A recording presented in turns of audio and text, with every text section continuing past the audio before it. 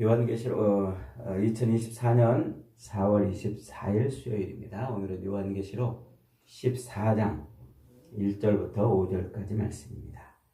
어린 양이 서 있는 시온은 어딘가? 어린 양이 서 있는 시온산은 어딘가? 지금 이제 우리가 요한계시록 14장까지 왔습니다만 14장은 6장부터 16장까지 7 인이 떨어지고 7 나팔이 울려 퍼지고 7 대접이 엎어지는 이야기, 요 말세에 벌어지는 이야기를 쭉 설명하는 가운데 중간에 이렇게 끼어가지고 삽입해서 삽입 설명하는 장이라고 그랬죠. 그래서 그 7장이 한번 삽입되어 있고 그 다음에 10장부터 14장까지가 또 삽입돼서 설명하고 있는 장이라고 그랬어요. 뭔가 굉장히 중요한 것을 또 어떤 것을 더 표현하고 싶을 때 이제 이렇게 삽입해서 설명을 한다고 그랬죠. 7장은 첫 번째 삽입장인데 무엇을 설명했다고 그랬습니까? 6장에서 6번째 나팔이 울려 퍼지니까 하늘이 말리고 온 산과 섬들이 움직이고 그렇게 온 세상에 이제 재앙이 쏟아졌어요. 그래서 세상 모든 사람들이 하나님의 그 진노의 눈빛을 피해서 어디로 숨고 싶은데 숨을 수조차 없는 그런 마지막 때에 하나님의 진노가 부어집니다. 그럴 때 그렇게 온 세상에 하나님의 심판이 부어지는 그때 구원받는 사람이 있다. 이걸 설명하려고 7장을 끼워 넣어가지고 설명하고 있다고 그랬어요. 그 7장에서 말하고 있는 것이 뭐였습니까? 누가 구원받는다고요? 이스라엘의 선택된 14만 4천이 구원받는다. 그래서 7장에서 14만 4천을 한번 소개를 했습니다. 그리고 이제 오늘 여기 본문에서 14만 4천이 또 나오는 거예요. 그러니까 이건 두 번 이렇게 연속해서 나오는 게 아니고 앞에 14만 4천이 다시 한번 설명되고 있는 겁니다.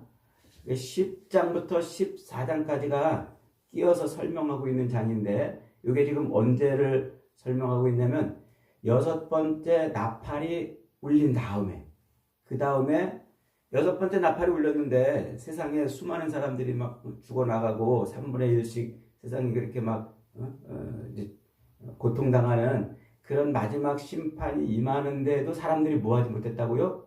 회개하지 못했다. 회개하지 않더라. 그런데 그 중에서도 회개하는 사람들이 있다고 이제 8장, 9장에서 이제 설명을 하잖아요. 그리고 그 회개하는 사람들은 누가 회개하냐면 복음을 들은 사람들이 회개한다. 그랬어요. 그래서 9장에서 어린 양의 손에 있는 그 두루마리를 받아먹고 그것을 증언하라 이렇게 이제 소개했잖아요. 그러니까 이제 어린 양이 전한 그 복음을 받아먹은 사람들은 회개하는 사람들이에요. 그런데 그 이제 12장부터 14장은 그 복음이 뭐냐 그렇다면 그 복음을 이제 설명하는 장이라고 그랬어요. 그래서 그 복음을 설명하기를 12장에서는 옛날부터 있던 그 전쟁, 옛뱀, 마귀와의 그 전쟁으로부터 시작돼서 역사 속, 이스라엘 역사 속에서 아이를 출생하는 이야기로 그 복음을 설명했다고 그랬죠. 그래서 그걸 전쟁으로 표현했다고 그랬어요. 그게 이제 12장의 내용이고 13장에서는 그 12장의 하늘 전쟁과 땅 전쟁의 결과로 광야 전쟁이 벌어지는데 그 광야 전쟁에서 이제 악한 그 용이 옛뱀 마귀 사탄이라고도 하는 그 용이 자기 정체를 뭘로 드러냈냐면 바다 짐승과 땅 짐승으로 드러냈다고 그랬어요. 그래서 그 바다 짐승과 땅 짐승이 미혹하고 유혹하고 핍박하는 그 세상 속에 살고 있는 성도들 그 싸움을 이제 싸우는 것이 광야 전쟁이라 그랬어요. 오늘 14장은 그 광야 전쟁에서 승리한 사람들이 누구냐, 이긴 사람들이 누구냐, 그걸 보여주려고 그러는 거예요. 그래서 오늘 14장까지가 이제 마지막 삽입장의 마지막 내용이죠. 자, 1절 한번 다시 읽어봅니다. 시작. 또 내가 보니 보라 어린 양이 시온산에 서 있고 그와 함께 14만 4천이 서 있는데 그들의 이마에는 어린 양의 이름과 그 아버지의 이름을 쓴 것이 있더라.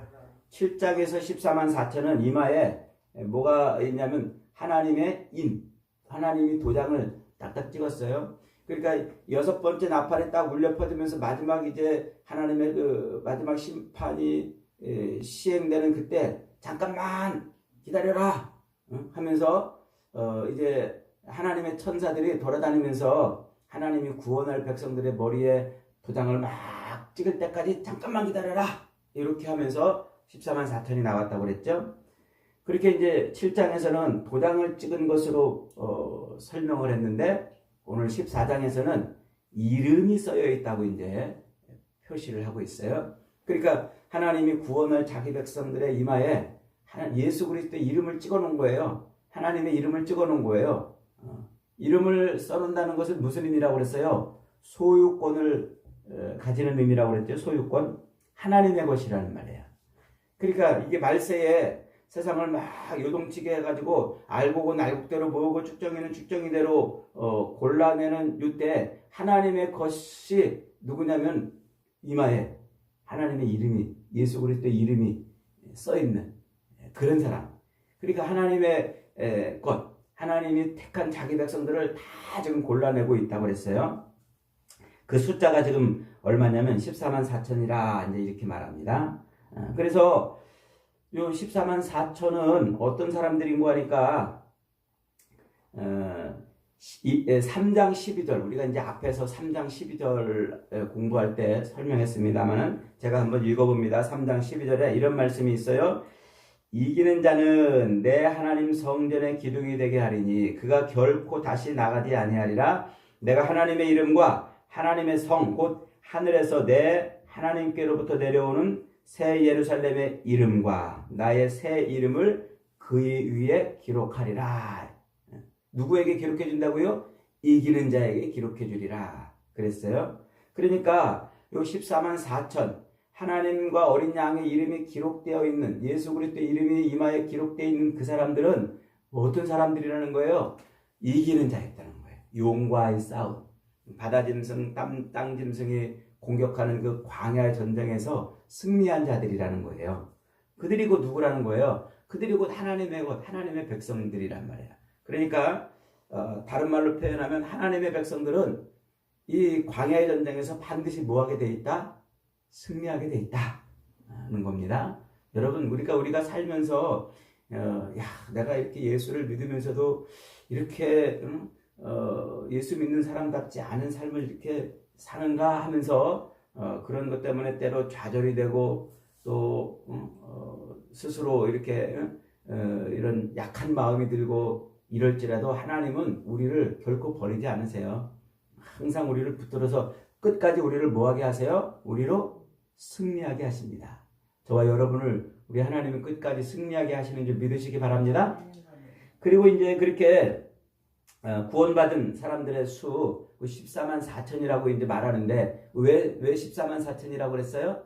7장에서 한번 이미 설명을 했죠. 그 숫자는 이제 이스라엘의 12지파에서 나왔어요. 12지파. 각 지파에서 12,000명씩 나옵니다. 12,000명씩. 그러니까 이 12,000명은 두 가지를 의미하는데 하나는 대표의 숫자예요. 대표. 이스라엘은 하나님과 언약을 맺은 백성들이잖아요. 그래서 각 지파, 12지파를 만들어 놨는데 그 12지파에서 이제 12,000명을 이제 뽑아내는데 그 숫자는 완전한 수를 의미해요. 완전한 수. 이것을 이제 풀어서 설명하면 이런 거예요. 구약에서 나타난 그 이스라엘의 12지파로 대표되는 예표되는 하나님의 백성들, 하나님이 선택한 하나님의 백성들이란 말이에요. 그리고 이제 신약성경에서 예수님의 12제자로 예표되고 있는 모든 교회를 의미하는 거예요. 그러면 이 12와 구약의 12와 신약의 12를 곱하면 144가 되겠죠? 그 144에 10 곱하기 10 곱하기 10, 그 충만한 수, 충만한 수를 하나님의 수로 또 3번 곱하는 거예요. 그러니까 12 곱하기 12 곱하기 10 곱하기 10 곱하기 10 이게 14만 4천이에요. 이게 무엇을 상징하는 숫자냐면 하나님이 구약에 하나님이 구원하시려고 콕 찍은 하나님의 그 선택한 백성들과 신약에 하나님이 구원하기로 콕 찍은 그 하나님의 백성들 이 하나님의 구원할 백성들이 모두가 다 한 사람도 빠짐없이 다 구원받는다. 그런 의미로 14만 4천이라고 표현을 하고 있는 겁니다. 그러니까 이 14만 4천은 하나님이 구원하기로 작정한 자는 다 구원받은 수예요. 그래서 이제 이 완전한 하나님의 구원을 표시하는 거고, 이 세대주의자들 휴거를 말하고 7년 대환란을 말하고 천년왕국을 말하는 이 세대주의자들은 이 14만 4천을 이스라엘 역사적 이스라엘의 12지파라고 이렇게 이제 얘기를 해요. 그래서 그들은 이제 역사적 이스라엘, 그 영적인 이스라엘이 아니고 실제로 역사 속에 살아났던 그 12지파 역사적 이스라엘이 완전히 통째로 하나님 앞에 돌아와 구원받을 것을 말해요. 그래서 이 사람들은 늘 성경을 이 역사적 이스라엘에 초점을 맞춰 두고 있어요. 그래서 몇 번 여러 번 얘기했죠. 이 6장에서 이제 5장에서 이제 하늘로 사도 요한이 올려드린 그 모습을 뭐라고 보냐면 교회가 휴거한다 이렇게 본다고 그랬잖아요. 그래서 예수님이 공중 재림하면은 교회는 다 휴거가 돼요. 그러면 이 땅에 누구만 남아요? 유대인들하고 불신자들만 남아요. 그 유대인들과 불신자들이 이 7년 대환란을 통과하는 거예요. 통과해서 유대인들은 이 7년 대환란 동안에 하나님 앞에 온전히 다 돌아오는 거예요. 완전히 돌아와가지고 이제 그들이 제3성전을 세우고, 그렇게 놓으면 나중에 이제 곡과 마곡의 전쟁이 일어나서 이제 최후의 심판이 올 것을 이렇게 얘기를 해요. 그러면서 지금 이스라엘이 저기 팔레스타인에서 지금 전쟁을 하고 있는 그 이스라엘이 통째로 돌아올 것을, 그것을 예표하는 거다 이렇게 이제 자꾸 말해요. 그것은 아니에요. 역사적 이스라엘은 아니에요.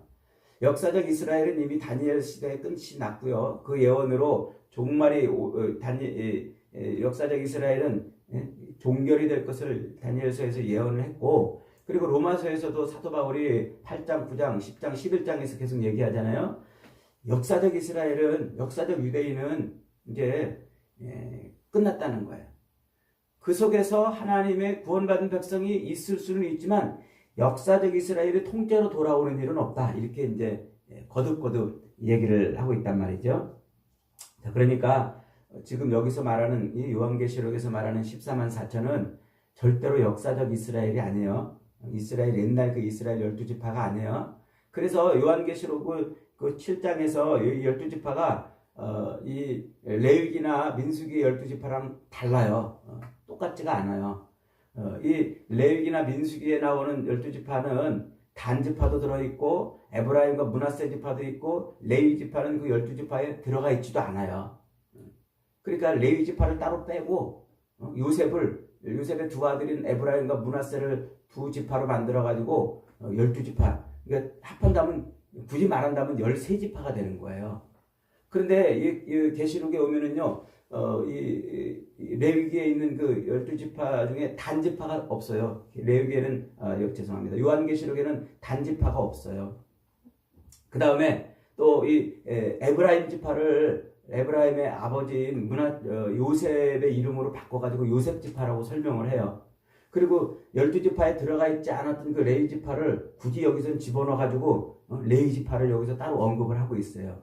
이건 다르다는 거예요. 그 지파랑 이 지파랑 다르다는 거예요. 단지 지금 그것이 이 12지파에 지금 이 모티브만 갖다가 쓰는 거예요. 구원받은 그 백성의 의미를.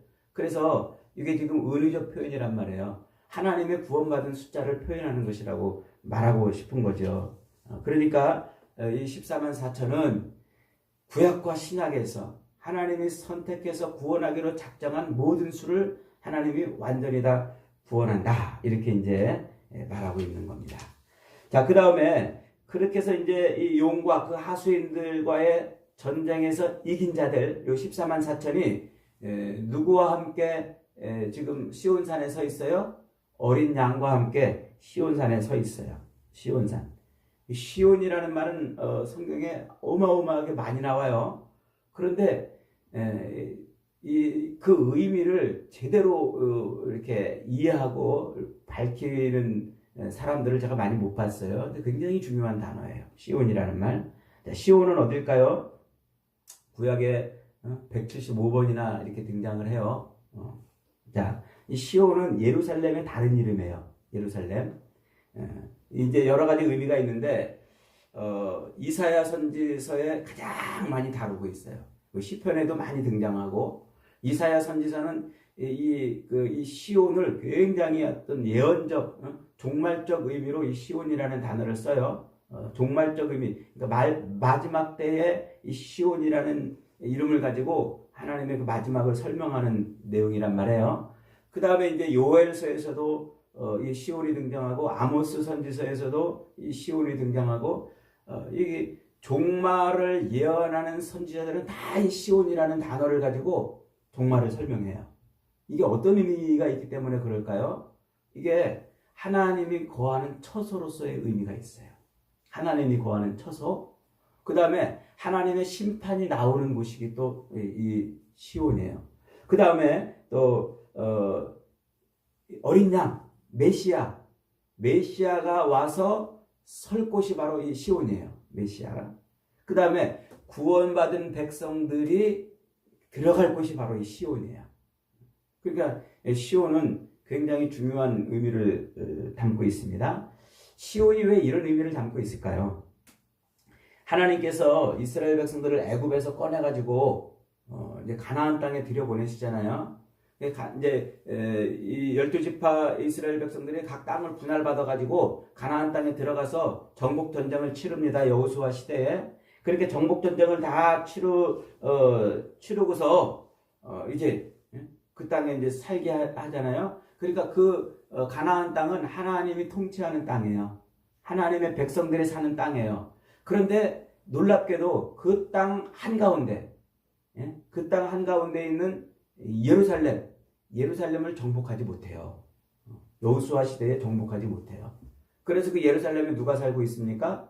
거기에 기브온 족속들, 여부스 족속들이 살고 있는 거예요. 그게 사사시대에 계속 이렇게 이제 지나갑니다. 근데 그 예루살렘이 왜 거기가 중요하냐면 하나님이 아브라함을 부르시잖아요. 그래서 몇 살에 그에게 아들을 줘요? 100살에. 낳을 수 없는 중에 아들을 하나님이 주셨다는 거예요. 그렇게 주신 아들을 어떻게 해요? 야, 너 이삭을 나에게 본대로 바쳐라.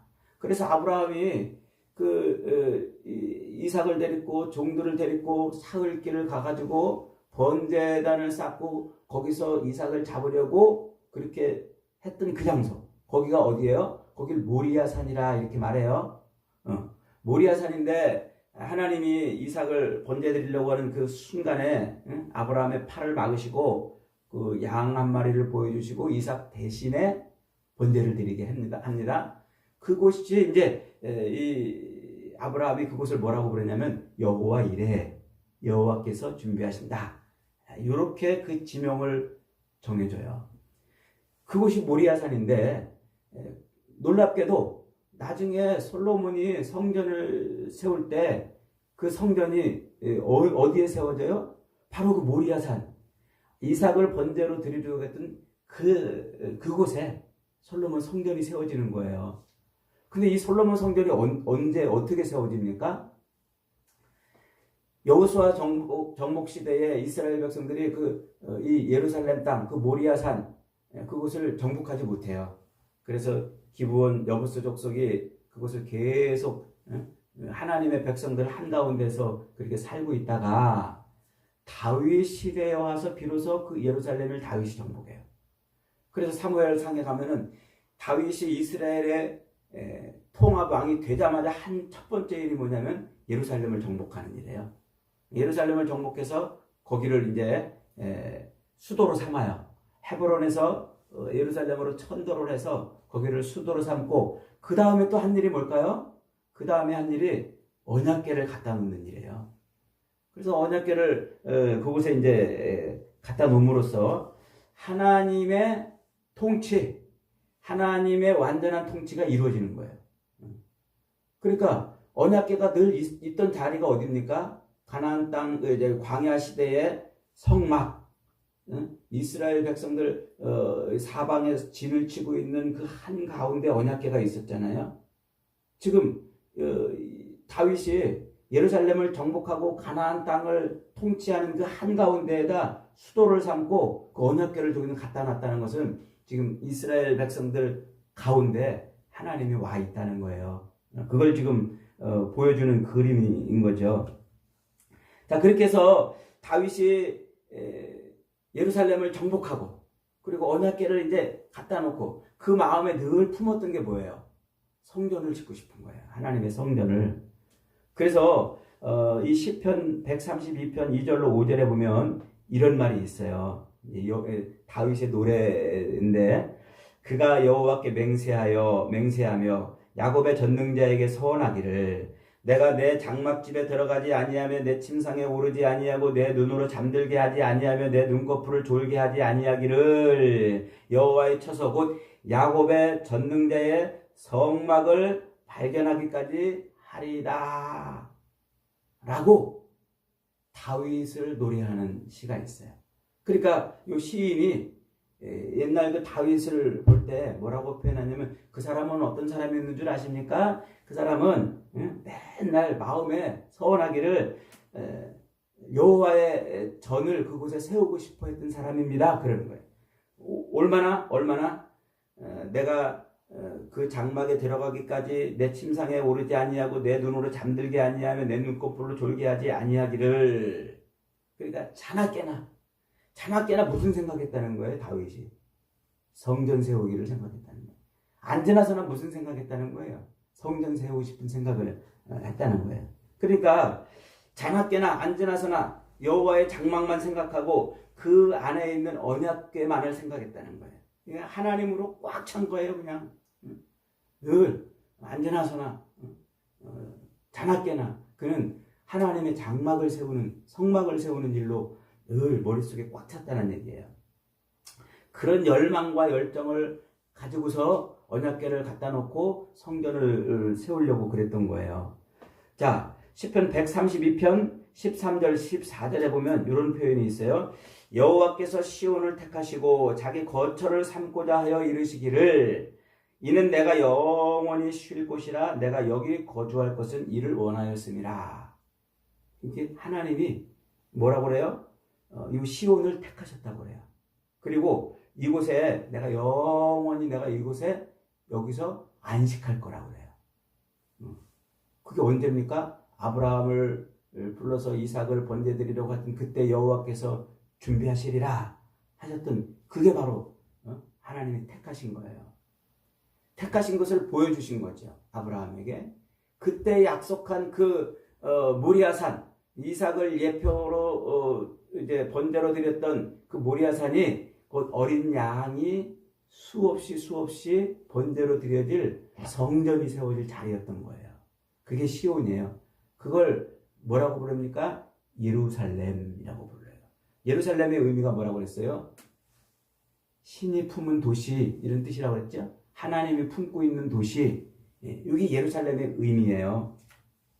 그러니까 이제 하나님께서 이미 택하사 내가 거기서 영원한 안식을 누리겠다 이렇게 작정한 그 하나님의 작정이 아브라함을 통해서 거기가 선택이 되고 그리고 다윗을 통해서 그곳에 성전이 세워지고 그 성전에서 수많은 백성들의 죄를 대신해서 어린 양이 죽어져 갔잖아요.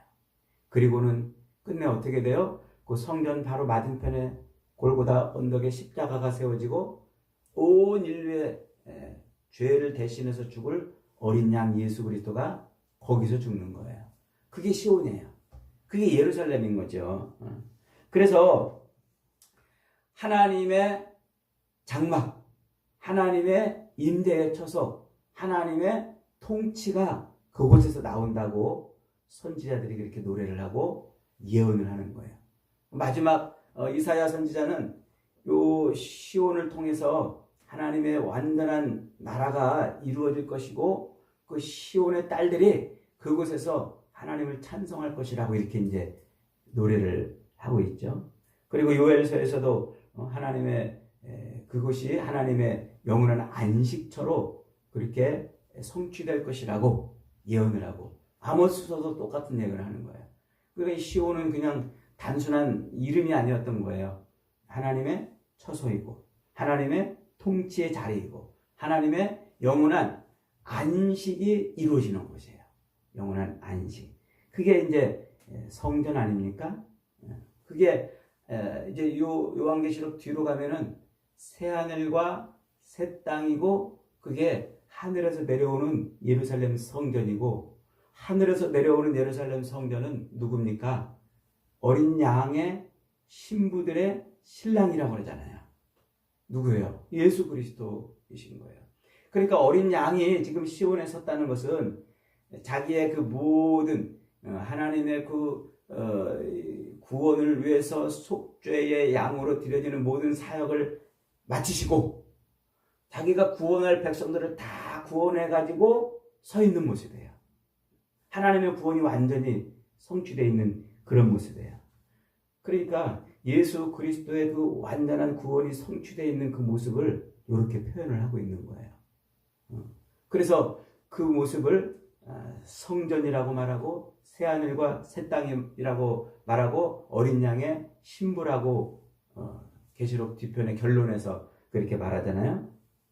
그런데 재미있게도요, 시편 저 앞에 이제 이 시온을 예언하고 노래한 다윗의 그 시편들 중에 시편 84편에 가면 이런 노래가 있어요.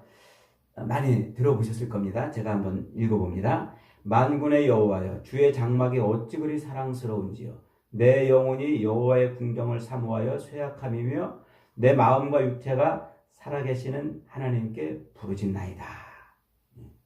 많이 들어보셨죠? 내 영혼이 여호와의 궁정을 사모하여 쇠약하며 나의 왕 나의 하나님 만군의 여호와여, 주의 제단에서 참새도 제집을 얻고 제비도 새끼들 보금자리를 얻었나이다. 주의 집에 사는 자들은 복이 있나이다. 그들이 항상 주를 찬송하리이다. 주께 힘을 얻고 그 마음에 시온에 대로가 있는 자는 복이 있나이다. 그들이 눈물 골짜기로 지나갈 때에 그곳에 많은 샘이 있을 것이며 이른 비가 복을 채우나이다. 그들은 힘을 얻고 더 나아가서 시온에서 하나님 앞에 각기 나타나리이다. 그래요. 그러면서 뒷부분에서 뭐라고 노래했냐면 여호와의 궁정에서의 한날이 다른 곳에서의 첫날보다 나은즉 악인의 장막에 사는 것보다 내 하나님의 성전에 문지기로 사는 것이 좋사오니 여호와 하나님은 해요 방패시라. 만군의 여호와여, 주께 의지하는 자는 복이 있나이다. 성전을 노래하는 최고의 시죠. 하나님의 성전, 하나님의 임재를 노래하는 최고의 시. 주의 장막이 어찌 그리 사랑스러운지요. 내 영혼이 여호와의 궁정을 사모하여 쇠약하며.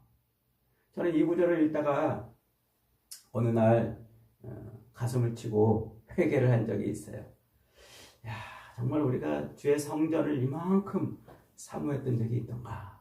우리는 우리 아파트 하나 얻으려고 애를 쓰고 몸부림치잖아요.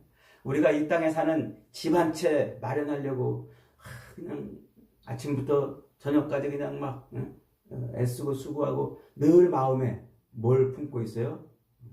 집. 우리가 살 집을 그렇게 품고 있잖아요. 근데 다윗은 어떻게 했다고 그랬어요? 여호와의 궁정을 늘 사모했다고 그랬어요. 주의 장막을 늘 사모하고 앉으나 서나 자나깨나 하나님의 성전 생각만 한 거예요.